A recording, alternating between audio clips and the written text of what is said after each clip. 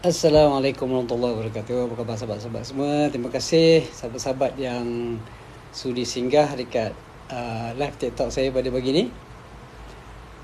Kita ada dua live kat sini. Hari ni satu dekat TikTok, okey, akaun saya, penentang forex trading.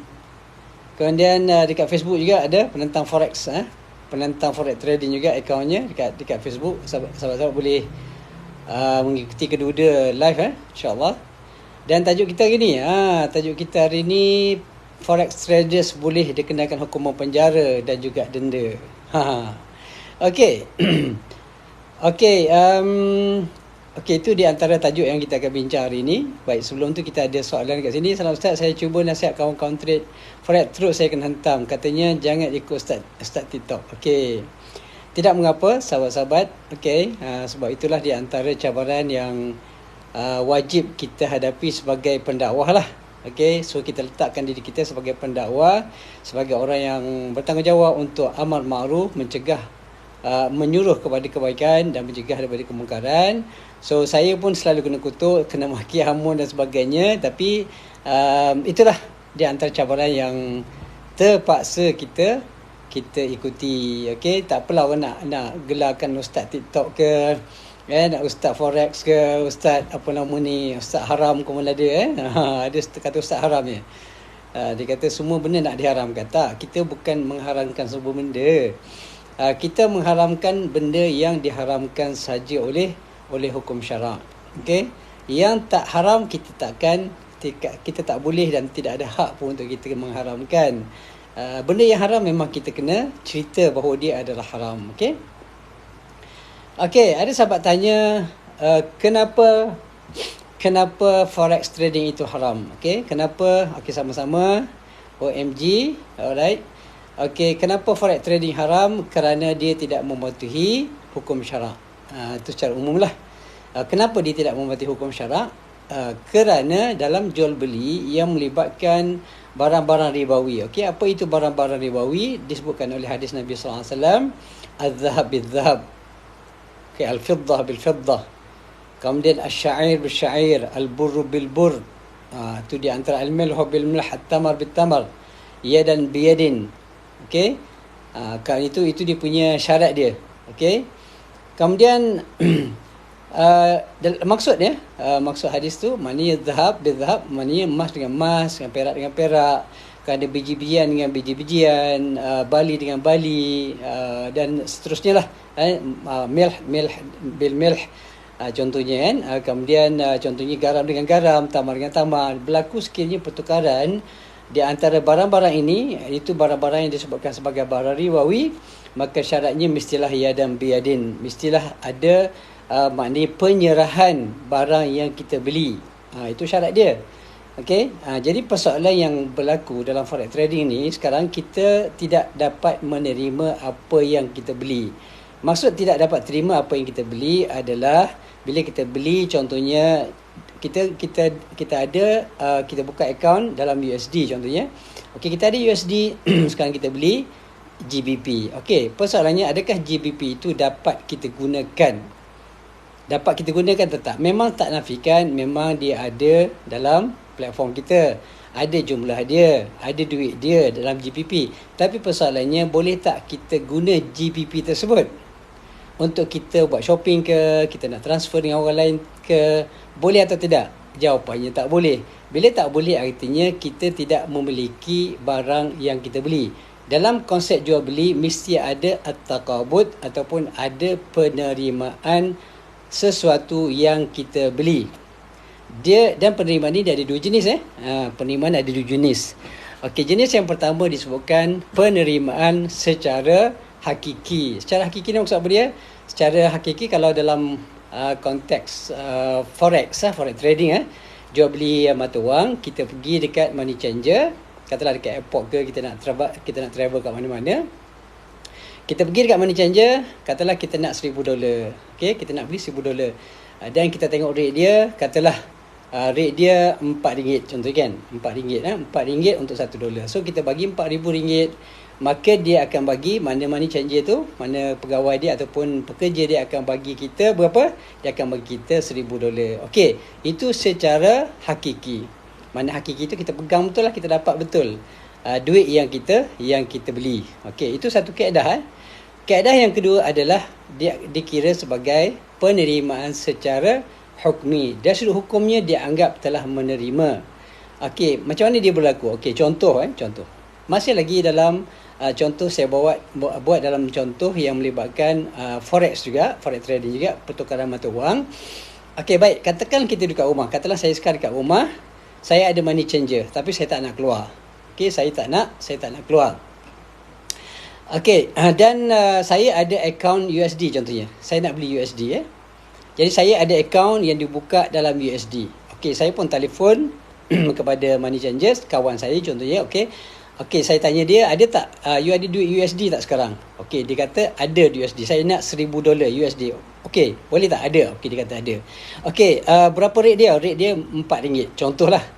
Okey, sekarang saya bank in $4,000 dalam you punya akaun, yang dia transfer duit $1,000 tu ke dalam akaun USD yang saya ada. Okey, saya pun telefon.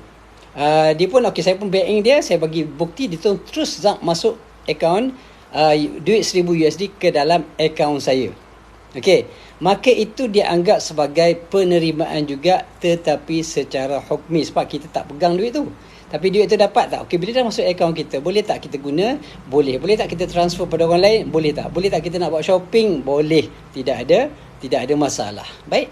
Jadi itu namanya penerimaan yang disyaratkan berlaku penerimaan secara hukmi. Secara hukumnya dianggap menerima. Samalah macam kita beli apa dia? Kita beli top up. Top up. Kita top up.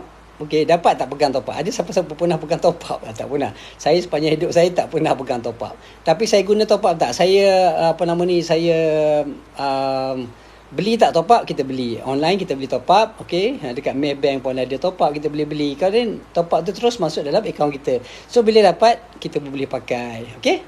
Contoh Jadi itu tidak ada masalah, sebab dia memang menerima barang yang kita beli. Mana duit USD itu memang saya dapat betul-betul. Tetapi dalam kes yang melibatkan forex trading online ni, dia tidak begitu. Okey, walaupun kita beli banyak mana pun, kita trade berapa banyak pun, sama ada emas pun sama. Emas pun kalau trade online pakai MT4 tu memang juga termasuk dalam yang diharamkan.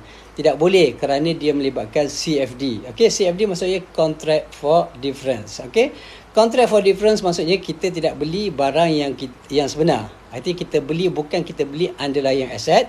Kita tak beli aset, kita beli nombor dia, kita beli value dia. Maksudnya kita beli semata-mata untuk beli dan hold, kemudian bila harga naik kita jual. Kita dapat keuntungan daripada perbezaan harga masa kita beli rendah, kita jual bila harga mahal.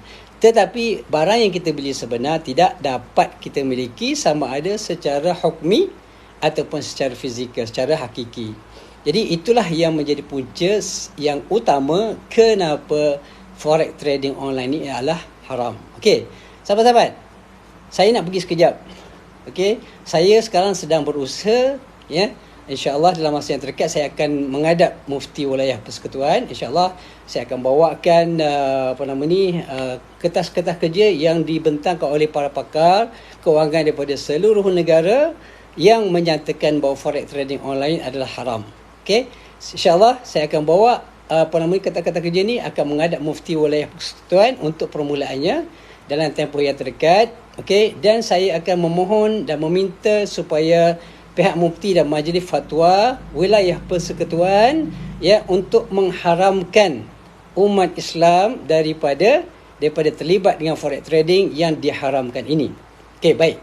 Apa jadi kalau sekiranya permohonan saya dan juga permohonan sahabat-sahabat lainnya juga, mungkin kita akan buat memorandum dan sebagainya, kita hantar kepada jabat-jabat mufti di setiap negeri. InsyaAllah kita akan pergi setiap negeri untuk memohon kepada majlis fatwa ataupun majlis fatwa kebangsaan nanti untuk kita minta dan kita akan rayu dan juga kita akan desak jabatan-jabatan mufti negeri untuk memasukkan forex trading online ni sebagai satu perkara yang bercanggah dengan hukum syarak, dan diharamkan mana-mana umat Islam untuk terlibat dengan forex trading online kerana ia adalah diharamkan dalam hukum syarak, dan dia akan menjadi undang-undang apabila satu fatwa dikeluarkan oleh para mufti dan digazetkan, okey, dan dia akan jadi undang-undang. Bila jadi undang-undang, apa jadi?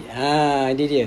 Baik, bila dia jadi undang-undang, baik, kalau kita tengok dalam Akta Kesalahan Jenayah Syariah Wilayah Persekutuan 1997, Seksyen 9, menghina atau mengingkari pihak berkuasa agama.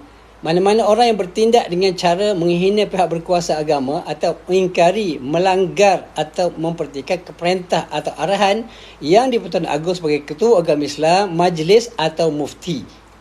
Atau Mufti yang dinyatakan atau diberikan melalui fatwa adalah melakukan satu kesalahan, dan apabila sabitkan boleh didenda tidak melebihi RM3,000, sahabat. Kalau dia jadi undang-undang nanti, siapa yang terlibat dengan forex trading sah, dapat dibuktikan di mahkamah syarah. Dia akan bawa kes di mahkamah kerana dia melibatkan orang Islam. Okey, dia boleh didenda sehingga RM3,000 atau dipenjarakan selama tempoh tidak melebihi 2 tahun dan kedua-duanya. Kenapa? Bila satu fatwa dikeluarkan dan digazetkan, dia akan menjadi undang-undang. Siapa-siapa yang melanggar undang-undang, artinya dia boleh didenda tidak melebihi RM3,000 atau dipenjarakan selama tempoh tidak melebihi 2 tahun atau kedua-duanya. Jadi sahabat, inilah yang sedang saya usahakan, dan sahabat-sahabat yang lain juga banyak yang sedang berusahakan. Okey, kita akan bawa benda ni kepada jabatan-jabatan mufti untuk mendesak dan meminta supaya forex trading online diharamkan untuk umat Islam. Ini kita cerita untuk umat Islam sahaja.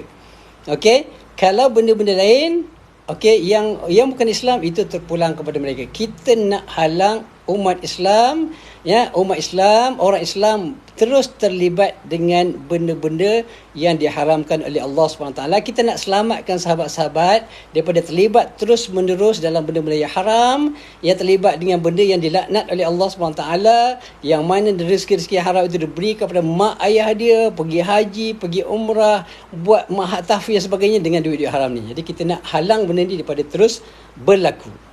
Okey, inilah yang sedang kita usahakan. Okey, kita minta sahabat-sahabat yang masih lagi terlibat dengan forex trading, berhentilah sekarang. Cukuplah buat benda-benda haram tu. Carilah pelaburan-pelaburan yang telah dibenarkan oleh hukum syarak. Tak perlulah terus terlibat dengan benda-benda yang haram ini. Okey. Jadi sebab itulah kita sedang berusaha, insya-Allah, dan saya pun sentiasa membuat posting-posting, dan insya-Allah mudah-mudahan posting-posting yang saya buat itu sampai kepada Bank Negara Malaysia juga, sebab kita tahu bahawa menjual dan membeli currency, mata wang, mengikut undang-undang adalah satu kesalahan, kecuali bagi mereka yang ada mempunyai lesen. Jadi ikut Akta Bank Negara pun sebenarnya melakukan atau berjual beli buat forex trading online ni sebenarnya adalah dilarang mengikut undang-undang juga sebenarnya. Jadi saya pun selalu tag Bank Negara Malaysia. Saya juga tag SKMM supaya mereka berusaha untuk menyekat semua akses kepada forex trading online ni, supaya benda ni tidak dapat diakses lagi. Bila tak diakses, maka dengan sendirinya forex trading dapat dihapuskan. Jadi selamatlah umat Islam di Malaysia ni daripada terlibat seterusnya dengan benda-benda yang haram. Jadi itu sedang diusahakan, insya-Allah. Itu sedang diusahakan. Doalah sahabat-sahabat kepada Allah SWT agar Allah Taala permudahkan agar Allah SWT permudahkan usaha-usaha kita untuk sebenarnya mengelakkan sahabat-sahabat kita terus-menerus berada dalam keadaan yang haram. Itu matlamat kita. Bukan kita dengki, nak dengki apa benda, buat benda haram, dengki buat apa. Kita tak akan dengki nak dengki pasal apa. Kalau you all semua buat benda yang halal, kita akan support. Tapi oleh kerana you all buat benda yang haram, maka kita akan cuba sedaya upaya untuk mengelakkan daripada terus-menerus maknanya berada dalam keadaan yang haram ini. Baik. Tolong berteras gejala wanita Islam yang tak bertudung yang nampak jelas. Baik. Beginilah cerita dia. Dia dalam Malaysia ni banyak para ulama kan, banyak para ulama, dan ada ulama yang menyentuh, ada yang duduk pergi masjid, okey, mengajar tentang apa ya, mengajar tentang apa nama ni, fardu ain, ada mengajar tentang akidah, ada mengajar tentang tasawuf, ada mengajar tentang muamalat dan sebagainya. Okey, so bagi saya biarlah para ulama yang tertentu, okey, mereka terus menerus berada dalam bidang mereka masing-masing, ikut kepakaran mereka masing-masing. Okey, bagi saya fokus kepada forex trading, dan itu usaha saya, itu adalah visi saya, dan misi saya adalah untuk menghapuskan forex trading online ni di Malaysia. Itu saya punya matlamat, saya punya apa namanya, visi saya. Visi saya adalah untuk menghapuskan forex trading supaya umat Islam di Malaysia tidak lagi terlibat dengan forex trading. Kenapa? Kerana satu je sebab dia haram. Okey, tetapi ini khabar baik kepada sahabat-sahabat kita yang masih terlibat dengan forex trading ni. Tetapi kalau sekiranya, okey, contohnya saya bawa kata-kata kerja yang dibentangkan oleh para ulama seluruh dunia yang mengatakan haram, tiba-tiba kata mufti wilayah persekutuan atau mufti negeri, dia kata apa? Dia kata, oh, ini ketinggalan zaman. Contohnya lah, ini pendapat yang lama dah tak pakai. Pendapat sekarang mengatakan forex trading online halal. Contoh. Maka kalau dia halal, maka saya akan stop lah. Okey, dan saya akan join. Saya akan join you all semua untuk sama-sama, sebab ada seorang saja mufti kat Malaysia ni mengatakan bahawa forex trading halal. Insya-Allah, the day they announce that forex trading online is halal, I'll be joining you guys. Okay, don't worry. Okay. Jadi saya akan join dan saya akan buat macam ni juga. Okay, saya buat live mempromosi forex trading online secara besar-besaran, insya-Allah. Tapi sehingga ianya berlaku, maka saya masih tetap mengatakan bahawa haram, forex trading online adalah haram, dan kita mesti akan terus menerus mengatakan dia haram, dan kita akan cuba sedaya upaya untuk menghapuskan forex trading online ni. Yang lain-lain tu bagi orang lain. Yang judi ke, yang bahagian tadi wanita yang tutup aurat tu bagi orang lain.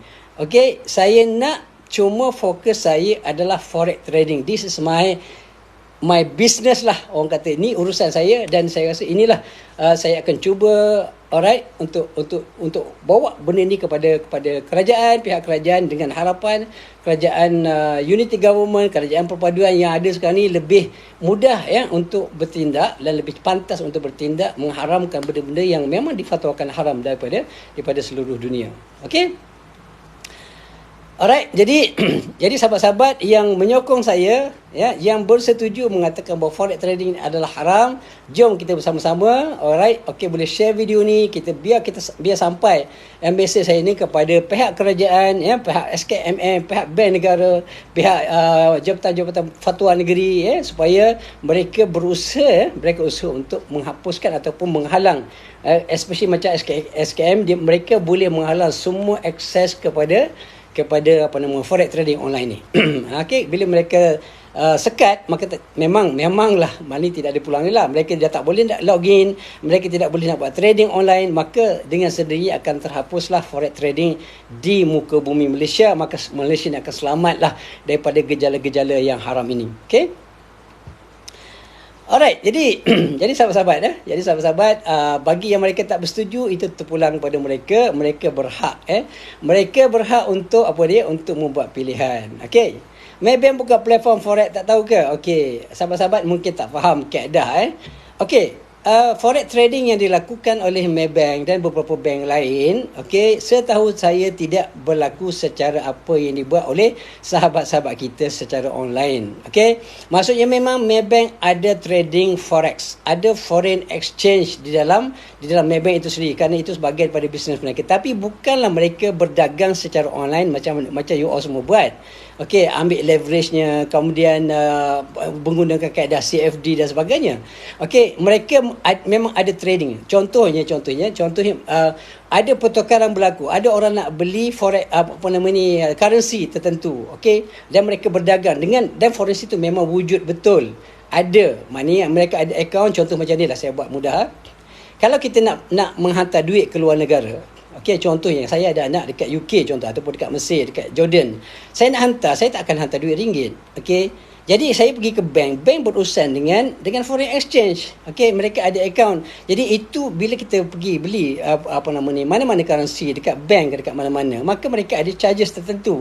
Ada charges tertentu dan mereka mendapat keuntungan dari situ. So, bila kita melabur 50,000 dekat bank kat mana-mana, artinya kita dapat keuntungan daripada jual beli yang real lah, bukan macam forex trading online. Yang real, duit memang ada, yang memang berlaku pertukaran yang sebenar, duit bukan berdasarkan CFD. Itu yang berlaku dekat bank-bank. Bank tidak akan buat forex trading online macam kita buat hari ni. Macam you all semua buat dekat dekat online itu. Okey, itu yang dikatakan masih lagi dianggap sebagai forex trading, makin berlakunya forex trading. Okey, mana pertukaran wang ringgit di antara Malaysian ringgit dengan Saudi rial contohnya, kemudian berlaku juga dengan UK punya pound sterling, dengan USD, dengan franc dan sebagainya. Okey, itu yang sebenarnya adalah forex trading, tetapi bukan dalam bentuk yang you all masuk 1,000 kemudian dapat leverage sampai boleh bertrade sampai 100,000, kemudian tunggu dia naik, bila naik dapat untung, kalau jatuh bankrupt semua. Itu bank tak akan buat benda macam tu. Okey, bank tidak akan buat macam tu. Alright. Jadi sebab itulah sahabat-sahabat jangan mudah terpedaya, maknanya dengan kata-kata ataupun dengan macam-macam hujah yang dikeluarkan oleh sahabat-sahabat kita forex traders ni kan. Ada yang kata Saudi menghalalkan forex trading, Brunei juga menghalalkan forex trading. Siapa kata? Tak ada. Okey, tidak ada tidak ada dekat mana-mana negara Islam, contohnya Saudi dan juga Brunei yang menghalalkan forex trading. Tak ada menipu je semua tu. So cara macam mana dia orang nak tarik orang supaya bersama dengan mereka, especially yang terlibat dengan IB lah, yang jadi introducer punya broker ni. So dia kata halal sebab Saudi pun boleh, Brunei pun boleh. Pembohong, tak betul. Okey, tak betul. Mana ada, tak ada pun yang mana-mana company, mana-mana negara tersebut, Saudi dan juga Brunei, yang menghalalkan. Tak ada. Okey, mereka tidak menghalalkan, cuma mereka legalizekan. Ni kena faham juga. Okey, mereka kena faham. Ada yang tak faham, dia kata bila dia legalize, dia dijadikan ia sebagai patuh undang-undang, maka dia tidak semestinya jadi halal. Okey, Saudi memang kalau kita tengok dia legalizekan, artinya mengikut undang-undang tidak salah untuk berdagang online, forex trading online tidak salah. Okey, tidak salah di Saudi Arabia, begitu juga. Okey, sahabat-sahabat tak payah maki-maki lah, tak payah maki-maki, tak perlu. Tak apa, mereka biarkan mereka melahirkan rasa tak puas hati mereka, tidak masalah. Yang penting sahabat-sahabat, yang penting kita sampaikan sahaja. Okey, mereka nak terima tak terima itu lain cerita. Yang penting sekarang kita buat bahagian kita. Saya jelaskan apa yang saya faham, yang saya dapatkan pandangan-pandangan daripada para ulama. Okey, maka mereka nak ikut bagi mereka. Tak nak ikut pun tidak masalah. Sebab Nabi SAW sendiri pun cuma menyampaikan sahaja. Yang dalam Quran Allah Taala sebut, innama anta muzakkir. Kamu tu wahai Muhammad cuma adalah penyampai, memberi ingatan. Lasta alaihim bimusaitir. Kamu wahai Muhammad tak boleh nak memasuk orang supaya menerima apa yang kamu sampaikan. Sebab itulah sampai akhir hayat pun Abu Talib, bapa saudara Nabi yang Nabi sayang, pun mati dalam keadaan tidak beriman. So tak perlu kita nak maki hamun, tak perlu nak marah-marah. Okey, just kita sampaikan sahaja.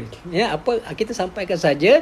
Kalau mereka nak terima, mereka terima, tak nak terima pun tidak ada masalah. Kita cuma menyampaikan. Yang penting di hadapan Allah SWT nanti kita boleh kata, ya Allah, aku dah sampaikan, aku dah cerita, aku dah buat video, aku dah memperingatkan, aku dah cuba untuk jumpa mufti. InsyaAllah lepas ini kita akan jumpa mufti, kita akan cuba arrange jumpa menteri-menteri yang terlibat. Okey, mungkin jumpa SKMM, mungkin jumpa bank negara lepas ini insyaAllah. Okey, kita nak minta, nak desak supaya insyaAllah lepas ni pun saya akan buat satu survey. InsyaAllah kita akan buat survey, saya akan hantar pada sahabat-sahabat nak tengok berapa ramai yang telah pun terlibat dengan forex trading online. berapa banyak modal yang telah mereka keluarkan, berapa banyak mereka telah rugi, berapa banyak mereka telah untung. Daripada ramai-ramai mungkin dah 1,000, 2,000, kita akan tanya. Okey, kita akan buat survey, insya-Allah saya akan sebarkan survey tidak lama lagi. Okey, kita nak melihat dan berdasarkan pada survey ini, okey, kita daripada secara umumnya hipotesisnya yang boleh kita gambarkan setakat ini yang saya nampak bahawa ia sangat berbahaya kepada umat Islam khususnya. Kenapa? Pertama, dia melibatkan benda yang haram, fatwa telah pun dikeluarkan, dan yang keduanya kerana risiko kerugian yang sangat tinggi. Risiko yang sangat-sangat tinggi, yang mana mungkin daripada 1,000 itu yang dapat keuntungan mungkin sekitar 10% saja yang boleh buat duit. Yang 90% mungkin rugi dan bankrupt dan sebagainya. Jadi kita nak buktikan benda ni. Kita nak buktikan supaya ia menjadi hujah yang kuat untuk pengharaman forex trading online. Kerana selain daripada haram, dia sebenarnya lebih ramai orang yang lingkup, yang terciduk daripada orang yang buat duit. Yang buat duit banyak apa dia? Broker dia. Ya, IB dia punya introducer dia, introducer broker dia. Maknanya mereka yang banyak dapat duit sebenarnya. Okey, yang dapat untung mereka ini, tapi bukan bukan forex, bukan traders sebenarnya. Banyak mereka itu maknanya habis duit, maknanya banyak benda-benda ni. Jadi sahabat-sahabat, ini di antara. Okey, berbalik kepada apa yang kita sebutkan tadi tentang pengharaman forex trading ni. Sebenarnya kalau ada yang berhujah, baru ni saya termasuk siapa nama yang orang dipanggil Cikgu Hakim ke, saya termasuklah dalam satu live, dan mereka ni masalah sahabat-sahabat forex traders ni, mereka tak malu-malu buat benda haram. Ni dia benda dia, mereka tak malu-malu buat benda haram. Seakan-akan macam ni lah, dia tahu judi itu halal, haram pula, judi itu haram, tetapi dia buat live online ajak orang berjudi. Sama je hukum sahabat, sama je hukum dia. Kita buat forex trading online, kemudian kita ajak orang buat benda maksiat, terang-terangan live, tak malu-malu langsung. Subhanallah. Saya sangat simpatilah dengan sahabat-sahabat kita yang buat benda haram tetapi dengan bangganya, dengan seronoknya, dengan begitu masya-Allah, rasa tak ada langsung sifat malu dalam diri mereka. Mungkinlah sebabnya kerana mereka dah banyak buat benda-benda haram. Bila kita banyak buat benda haram ni sahabat-sahabat, kesan dia sangat besar pada hati. Okey, kesan dia sangat besar pada hati. Hati akan jadi hitam, hati akan jadi gelap, akan jadi pekat, akan jadi keras hati, akan jadi degil, payah nak dengar nasihat. Kenapa? Kerana banyak masuk benda yang haram. Okey, dan dalam benda-benda haram ni ada syaitan. Ada syaitan sahabat-sahabat. Bila makan dia haram, syaitan masuk dalam perut, menutup hati-hati daripada mendapat hidayah daripada Allah SWT. Kemudian bagi pula mak ayah makan pun masuk pula syaitan-syaitan dalam perut mak ayah. Bagi pula dengan apa nama mak pun makan benda haram, masuk juga syaitan dalam perut mak. Allahu akbar. Kemudian bagi pula anak-anak, masuk juga benda-benda haram, syaitan pun masuk dalam perut anak-anak.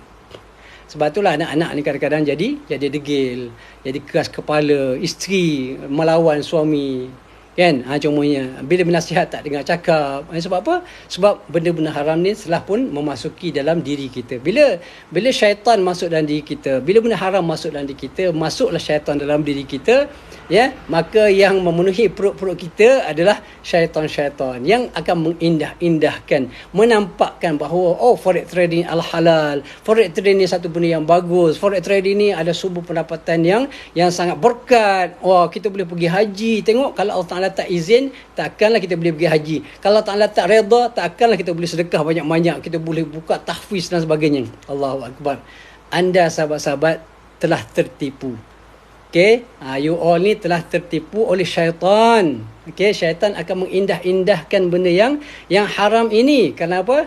Kerana bila benda haram, bila kita buat, maka kita tak akan payah. Kalau selagi mana kita makan duit haram, kalau kita tak berhenti, kita tak akan nampak keburukan dia. Sebab kita nampak yang baik-baik. Yang rugi pun dia akan cuba juga.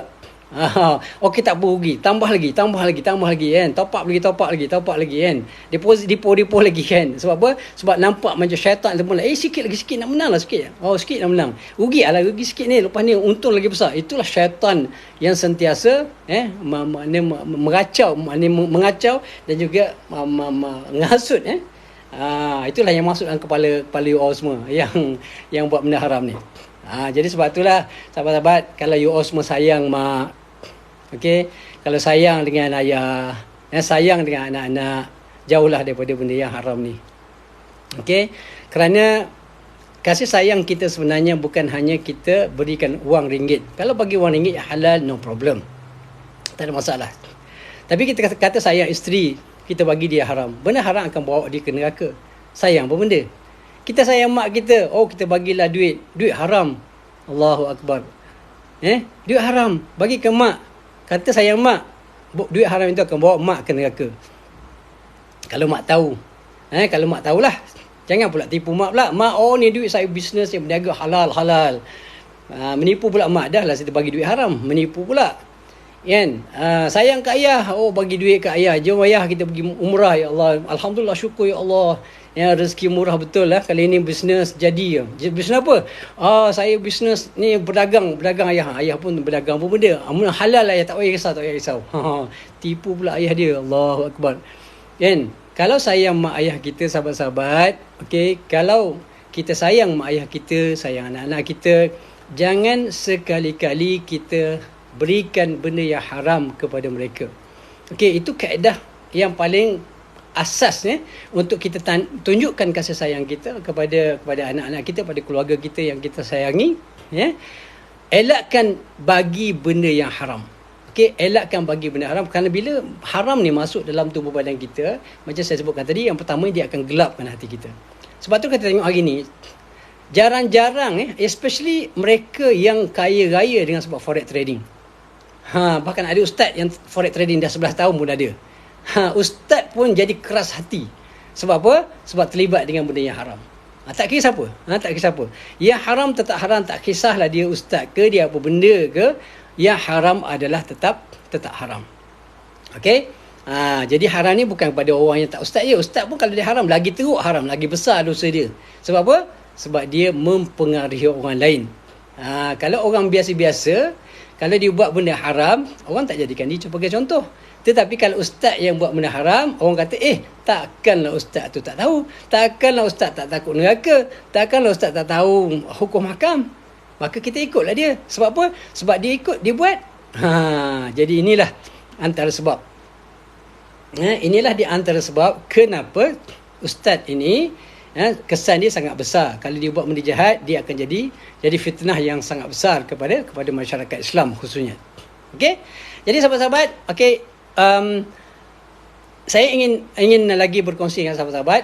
Okey, bagi mereka yang masih lagi terlibat dengan forex trading ni, jauhilah. Tak payahlah lagi terlibat dengan forex trading. Okey, kerana dia jelas haram di sisi hukum syara. Okey? Baik. Dia ni jealous. Saya nak jealous buat apa, sahabat-sahabat? Nak jealous buat apa? Saya tak heran langsung. Dulu memanglah saya rasa heran sikit. Saya rasa takjub mula-mula saya masuk TikTok lebih kurang 2 tahun yang lepas lah. Masuk TikTok 2 tahun yang lepas, saya pun kagum lah tengok Abang Jamil kita pakai Lamborghini. Kemudian adalah sahabat-sahabat kita yang pakai Lamborghini muda-muda, 20 tahun, 21, 23 tahun. Pakai Lamborghini. Wow, saya pun kagum. Masya Allah, hebat.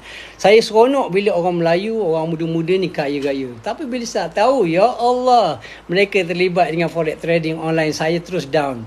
Saya kata kecewa dan rasa kesian dengan mereka ini. Okey, saya rasa kesian kenapa? Kerana mereka seakan-akan buta mata mereka daripada melihat kebenaran. Walaupun seluruh ulama dunia mengatakan dia haram, tapi masih lagi tak nampak. Masih lagi mengatakan itu adalah halal. Ada ustaz kata halal, maka mereka ikut. Jadi itulah, saya pun akhirnya kesian kepada mereka, dan kita sangat-sangatlah berharap mereka ini kembalilah kepada jalan Allah Subhanahu Wa Taala. Okey, budak-budak forex bangga. Forex daripada mana duitnya? Semuanya daripada mana? Halal ke haram? Seperti yang saya jelaskan. Okey. Betul, rokok pun haram, tapi ada lebah-lebah yang isap rokok, betul. Sebab tu halal haram ni, sahabat-sahabat, dia tidak boleh tengok siapa yang melakukannya, dan kita tidak boleh jadikan itu hujah. Kalau ada orang yang buat forex trading, okey, kemudian kebetulan yang buat tu ustaz, maka kita tak boleh jadikan hujah. Ustaz buat, maka kita buat. Tak boleh sahabat-sahabat. Kerana kalau ustaz masuk neraka, kita nak ikut ke masuk neraka? Tak nak kan? Kerana kita tak nak masuk neraka, janganlah ikut ustaz. Okey? Ada yang betul lah. Kalau ustaz yang betul, ikutlah. Yang tak betul, janganlah ikut. Janganlah ta'assub kepada ustaz-ustaz tertentu. Maka apa saja dia buat, masuk neraka pun masuk neraka, tak kisah. Yang penting aku ikut ustaz. Itu tak boleh diterima. Hujah dia adalah Al-Quran, Sunnah, ijma', pandangan-pandangan ulama'-ulama' pula, bukan sembarang-barang ulama'. Ulama'-ulama' yang muktabar. Apa dia muktabar?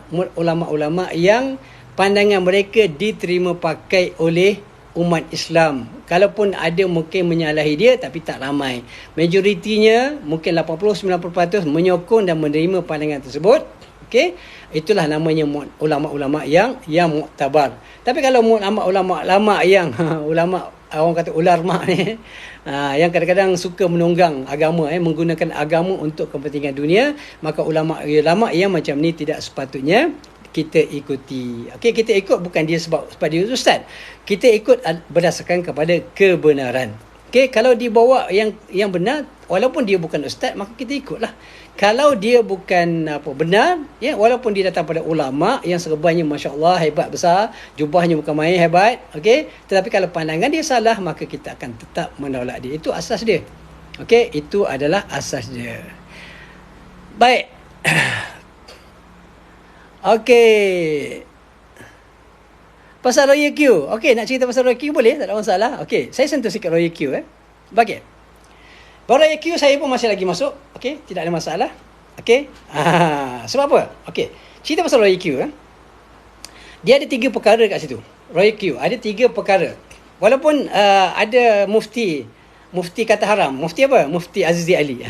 Azizi Ali bukan mufti Kalau Azizi Ali keluarkan fatwa, tak boleh pakai. Sebab dia bukan ulama, dia bukan mufti. Saya nak biar ada mufti, mana-mana mufti pun daripada kat Malaysia ni contohnya, ataupun mana-mana mufti luar negara yang mengatakan okey, Royal Q haram, maka saya berhenti serta-merta.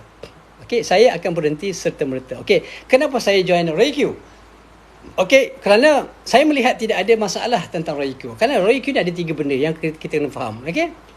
Okey, tapi saya sekarang tidak akan promote Royal Q. Cuma saya nak berikan penjelasan. Sebab apa saya tak promote? Sebab sekarang ni coin merudum jatuh. So bila merudum jatuh, okey, so dia tidak memberikan keuntungan pada saya. So bila dia tak beri keuntungan pada saya tak akan promote. Sebab apa? Buat apa-apa ajak orang melabur benda yang merugikan. Jadi saya tak akan promote. Tapi kalau sekiranya satu hari nanti bila contohnya perang Ukraine dengan Russia dah berhenti, ekonomi pun lagi dah bagus, kemudian dia punya harga cryptocurrency semakin stabil. Tapi sekarang ni memang agak teruk lah harga dia. Bitcoin sekarang harga dia sekitar 21,000. Dulu saya masuk harga dia lebih kurang 36,000. Okey, jatuh teruk. So bila jatuh teruk, artinya kita rugi. Bila kita rugi, kita tak kena ajak orang untuk buat benda yang rugi, betul tak? Setuju tak? Jadi baik. Jadi saya nak cerita, saya bukan nak ajak sahabat-sahabat terlibat dengan Royal Q ni, sebab bagi saya setakat ini dia bukanlah masa yang tepat untuk kita masuk dan melabur, kecuali kalau sahabat-sahabat memang ada duit lebih dan nak mengambil kesempatan daripada harga coin cryptocurrency yang sangat rendah sekarang ni, maka ini adalah peluang untuk beli dan simpan. Tetapi mungkin dia akan ambil masa, mungkin ambil setahun, 2 tahun, 3 tahun, 4 tahun, mungkin sampai 5 tahun kita kena hold. Tetapi bagi saya, kalau kita ada duit lebih, okey, maka boleh masuk. Okey, tetapi saya pasal kalau setakat ada $1,000 macam tu, saya tak galakkan sahabat-sahabat masuk dalam Royal Q, ataupun tak kisahlah sama ada pergi menggunakan Royal Q ataupun pergi direct pada hobi, beli dan simpan. Okey, beli dan simpan itu tidak ada masalah. Itu terpulang pada masing-masing. Tapi kalau tanya saya, adakah ini masa yang sesuai? Ia sesuai bagi orang yang banyak duit, yang duit dia tak nak pakai 4-5 tahun akan datang. Okey, boleh beli dan simpan, insya-Allah. Sebab bagi saya nampak dari sudut potensinya cryptocurrency ni dia masih ada. Insya-Allah dia akan datang, dia akan jadi lebih terbuka dan lebih ramai, lebih besar, luas penerimaan dia. Maka bila luas penerimaannya, bila lebih ramai orang pakai cryptocurrency ni, maka harga dia akan naik. Okey, so potensi naik dan potensi mendapat keuntungan ada di sana. Cuma kalau tanya saya sekarang, saya tak recommend, kecuali kalau sahabat-sahabat macam saya sebutkan tadi ada duit yang banyak. Okey, kalau duit yang banyak yang boleh simpan yang tak nak pakai, okey, silakan. Tapi kalau ada setakat $1,000 tak payah simpan. Baik sahabat beli emas. Baik beli emas. Emas lagi stabil, dan penurunan harga dia pun tidaklah mendadak macam berlaku pada cryptocurrency. Baik, saya nak sentuh pasal ROIQ. Walaupun saya kata saya tak recommend, tapi oleh kerana sahabat ada tanya, nak cerita pasal ROIQ. Okey, dalam ROIQ ni ada 3 benda. Okey, yang terlibat 3. Dia bukan satu je, dia ada 3. Yang pertama adalah dia yang melibatkan cryptocurrency. Cryptocurrency. Persoalannya sekarang, okey, boleh atau tidak kita beli cryptocurrency? Contoh Bitcoin. Boleh ke tak? Jawapannya boleh. Okey, tanyalah mana-mana pakar. Walaupun memang ada khilaf di kalangan fuqaha, tetapi kalau kita melihat kepada pandangan diberikan oleh pakar-pakar ekonomi di Malaysia, pakar-pakar kewangan, contohnya Datuk Daud Bakar, Dr. Zahruddin, mereka mengatakan bahawa Bitcoin adalah harus untuk kita beli dan untuk kita simpan, dan juga kita boleh trade, beli dan jual, tetapi tidak boleh menggunakan kaedah CFD. Kalau beli cryptocurrency menggunakan CFD, kaedahnya maka haram, sama macam forex trading juga. Sebab dia CFD ni barang yang kita beli tidak dapat kita miliki secara sempurna. Maka tak boleh juga. Baik. Tetapi kalau kita nak beli, tengoklah pandangan-pandangan ulama. Kalau Malaysia memang tidak ada masalah, okey, boleh kita beli dan boleh kita simpan. Bila harga dia naik, kita jual. Bila harga rendah, kita jatuh. Okey. Isu pertama selesai. Isu pertama adalah berkaitan dengan cryptocurrency. Adakah dia boleh atau tak kita beli dan kita simpan? Okey, jawapannya boleh. Tidak ada masalah. Baik, itu satu. Selesai. Isu yang kedua yang ditimbulkan adalah penggunaan robot ataupun apps. Okey, di mana salahnya menggunakan apps? Okey, contoh kita nak beli barang hari ni, beri barang kat Shopee. Kita pergi kat Shopee beli, bagi duit, dapat barang ke? Tak. Kita hantar melalui masuk apps dia kan, betul? Masuk apps dia, kemudian kita setting kita pilih barang kita nak beli, kemudian kita buat pembayaran kita pergi bayar dekat orang tu tak? Tak. Semuanya automated. Semuanya kita masuk dia punya, pilih barang dia, kemudian kita pembayaran, semuanya berjalan melalui robot. Samalah menggunakan komputer, menggunakan internet, semua itu dianggap sebagai robot lah. Benda tu yang dibuat oleh maknanya melalui kemudahan yang ada internet dan sebagainya, maka kita beli barang, mana barang sampai. Jadi samalah keadaannya. Biasanya kalau kita pergi beli cryptocurrency, kita pergi hobi, kita beli. Okey, pilih kripto yang kita nak beli, and kita akan buy, dan kita buat pembayaran. Okey, itu secara manual. Tetapi hari ini kita tak ada masa. Okey, kita tak ada masa untuk kita trade sendiri, sebab harga cryptocurrency ni dia naik mencanak, turun pun menjunam, kan? Jadi kita tak tahu bila dia naik, bila dia turun. Maka kita ada apps. Okey, kita ada apps ataupun ada dipanggilkan robot. So kita buat setting awal-awal. Okey, bila harga sekian-sekian kita akan beli. Okey, contohnya dalam ROIQ ni kita akan buat setting, dia panggil martingale punya konsep. Okey, so kita akan beli beberapa layer. Contohnya macam ni kita letak setting, kalau 2% turun, okey, dia akan beli. Kemudian kita letak 10 layer. Artinya 10 layer dia akan turun, 2% beli, 2% beli, 2% beli, sampailah 20 layer. Sampai 20 layer dia akan stop. Ataupun dia turun-turun separuh jalan tapi duit dah habis, maka dia pun akan stop. So bila dia stop, okey, kita pun setting juga, okey, bila dia naik 1% kita jual. So dalam turun 2% turun, kemudian dia naik 1%, dia pun jual. Kemudian dia turun lagi, dia beli. Itu setting yang kita buat. Okey. Jadi dia tidak ada beza dengan kita beli barang shopping online menggunakan kaedah yang sama. Maknanya kita log in, masuk, kemudian kita buat pembelian dan barang itu sampai kepada kita tanpa kita pergi directly kepada owner ataupun pada penjual. So sama je, sama juga macam kita kat rumah, kita ada washing machine. Okey, washing machine boleh je kita basuh sendiri, tapi tak cerdik lah orang panggil. Okey, so kita ada mesin, kita letak barang kat pakaian kita dalam mesin tu, kita setting, terjalan robot. Boleh tak ada masalah. So penggunaan apa apps ataupun robot dia panggilnya, kalau sekiranya ia melibatkan barang yang halal, maka tidak ada masalah. Sebab itu cuma konsep, itu cuma kaedah pemudah cara untuk memudahkan kita berurusan, maka kita gunakan robot, kita gunakan apps tertentu. Maka kalau barang yang kita gunakan itu halal, maka tidak masalah. Sekarang kita dah jelas bahawa cryptocurrency adalah halal, boleh, tetapi bukan semua halal. Kena carilah, pergi dekat website, pergi dekat Google, pergi chat dekat pergi dekat crypto halal, maka ada list. Pakar-pakar dah bagi tahu dah apa-apa yang boleh kita trade, yang mana tak boleh. So yang boleh kita belilah. Okey, so tidak ada isu kat situ. Dan penggunaan robot atau penggunaan apps juga tidak ada masalah, kerana kita terlibat dengan benda yang halal, iaitu cryptocurrency tadi. Yang kita pilih yang halal, maka tidak isu. So isu yang kedua juga tidak ada masalah. Isu yang ketiga yang selalu disebutkan ialah tentang apa dia?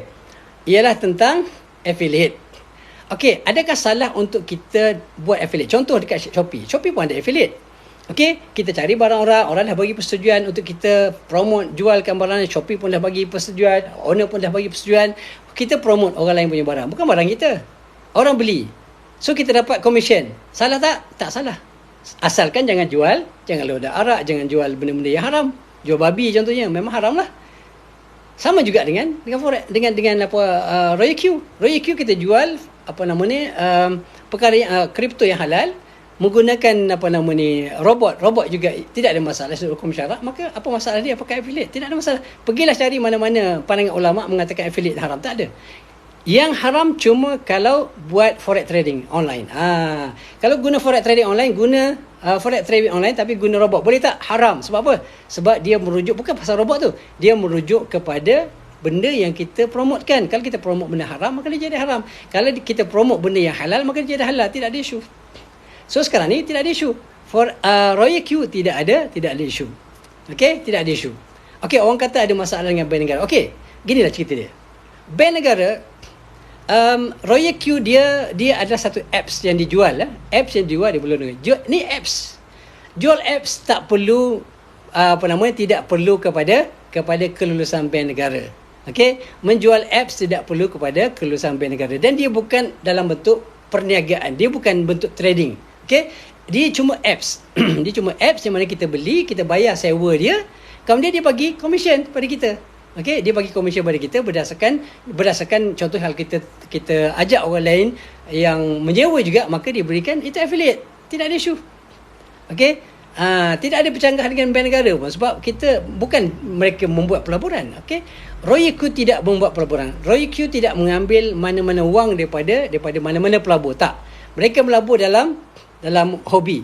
Itu pun mereka beli, bukan melabur pun. Mereka beli mana-mana currency yang mereka mahu, kemudian mereka jual bila harga naik. Tidak ada isu. Okey, dengan bank negara pun tak ada. Sebab tu dulu satu ketika saya pernah menghantar email kepada bank negara, sampai sekarang pun tak jawab. Sebab tak ada isu sebenarnya. Okey, sebab kita cuma berurusan dengan developer kepada Royal Q punya apps.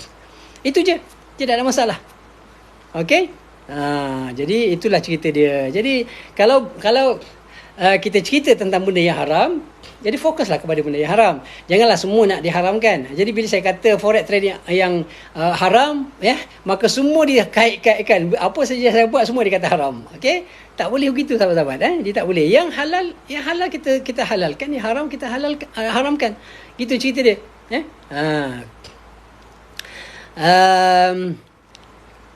Royal Q adalah scammer. Okey, dia bukan scammer. Okey, buktikan kalau dia scammer. Okey, setakat ni pun tidak ada masalah. Okey, sampai sekarang ni tidak ada masalah. Alright. Okey, kenapa soalan yang menarik kenapa forex trader boleh dipenjara, boleh pergi penjara? Okey, baik, gini. Setakat ni belum lagi. Ini yang sedang saya usahakan. Saya nak supaya forex trader selepas ini, kalau mereka tidak berhenti, kalau sabit kesalahan, mereka boleh dibawa penjara. Bagaimana? Okey. Seperti ini saya mungkin sahabat kita baru masuk, jadi saya akan jelaskan. Baik. Sekarang saya sedang berusaha membawa kertas-kertas kerja pengharaman forex trading kepada para mufti. Saya akan mulakan, insya-Allah saya akan buat appointment selepas exam nanti. Insya-Allah saya buat appointment dengan sahibul samahah mufti wilayah Persekutuan. Okey, kita akan buat perbincangan, muzakarah, dan kita minta supaya apa dia? Kita minta supaya forex trading online ni diharamkan. Okey, diharamkan. Okey, baik. So, jadi bila mufti wilayah Persekutuan akan membawa perkara ini ke dalam muzakarah fatwa, okey, dan kalaulah majlis fatwa wilayah Persekutuan contohnya menerima pandangan bahawa forex trading online adalah haram untuk umat Islam, maka Jabatan Mufti akan mengeluarkan satu fatwa.